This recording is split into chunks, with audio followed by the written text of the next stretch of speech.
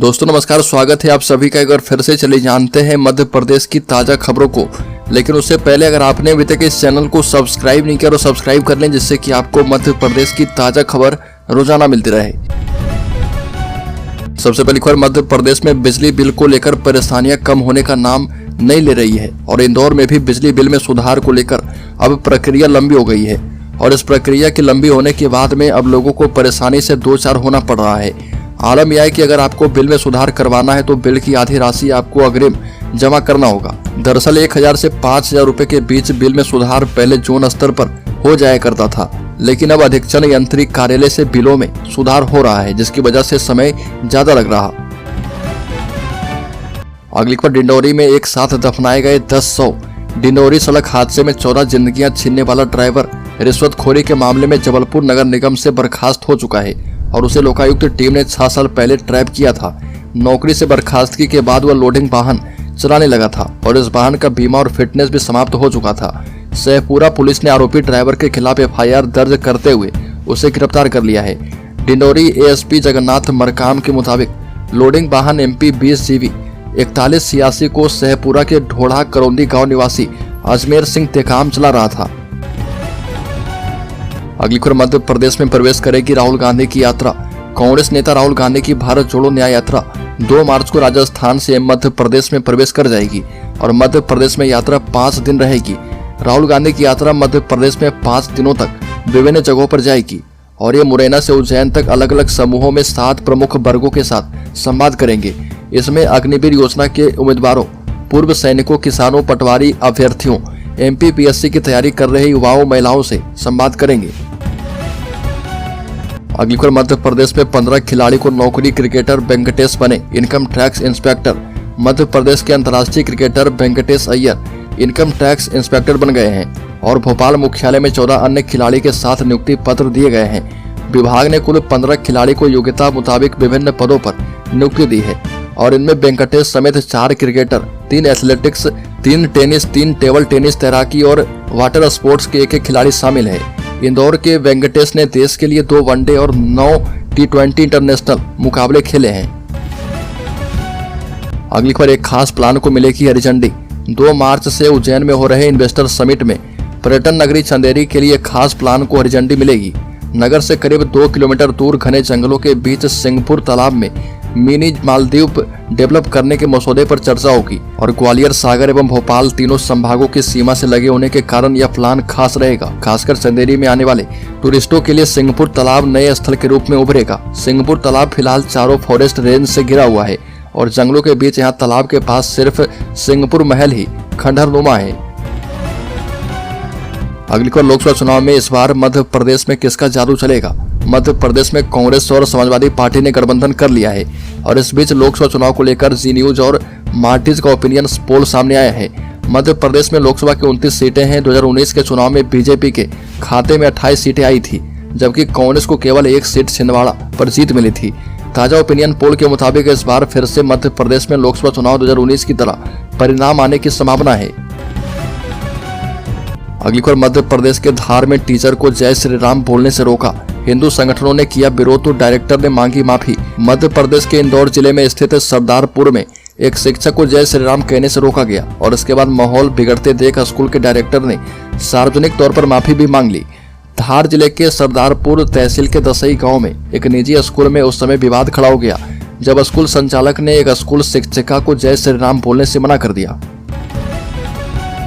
अगली खबर, बीजेपी में जाने की अटकल पर बोले कमलनाथ के बेटे, कहा कि ना तो मैं और ना ही मेरे पिता भाजपा में शामिल होने जा रहे। अपनी राजनीतिक योजनाओं पर कई दिनों के सस्पेंस के बाद कांग्रेस सांसद नकुल नाथ ने स्पष्ट रूप से कहा कि ना तो वह और ना ही उनके पिता भारतीय जनता पार्टी में शामिल होने के लिए जा रहे। पिछले कुछ दिनों में नाथों के इरादों के बारे में अटकलें तेज हो गई क्योंकि नकुल नाथ के लोकसभा क्षेत्र छिंदवाड़ा के कई कांग्रेस कार्यकर्ता सत्तारूढ़ दल में शामिल हो गए थे। अगली खबर, मध्य प्रदेश स्कूल शिक्षा विभाग ने नर्सरी, KG एवं कक्षा 1 में प्रवेश करने के लिए आयु निर्धारित कर दी है। मध्य प्रदेश शासन स्कूल शिक्षा विभाग मंत्रालय की ओर से पूर्व प्राथमिक एवं प्राथमिक कक्षा में प्रवेश को लेकर राष्ट्रीय शिक्षा नीति के मुताबिक पूर्व प्राथमिक एवं प्राथमिक कक्षा में प्रवेश हेतु आयु निर्धारण के संबंध में आदेश जारी किया गया है। अब कोई भी अभिभावक अपने बच्चों को निर्धारित आयु से पहले नर्सरी, KG एवं कक्षा 1 में प्रवेश नहीं दिलवा पाएगा।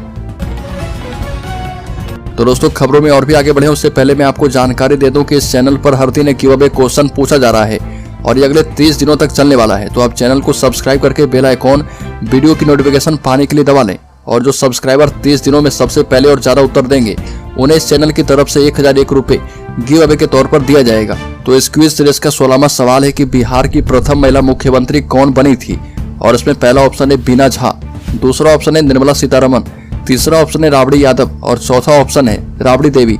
तो जल्दी से इसका सही जवाब कमेंट बॉक्स में आप दीजिए और शामिल हो जाइए 3 लकी सब्सक्राइबर में, जिन्हें 1001 रुपए गिव अवे के तौर पर दिया जाएगा। तो चलिए फिर से बढ़ते हैं खबरों की ओर।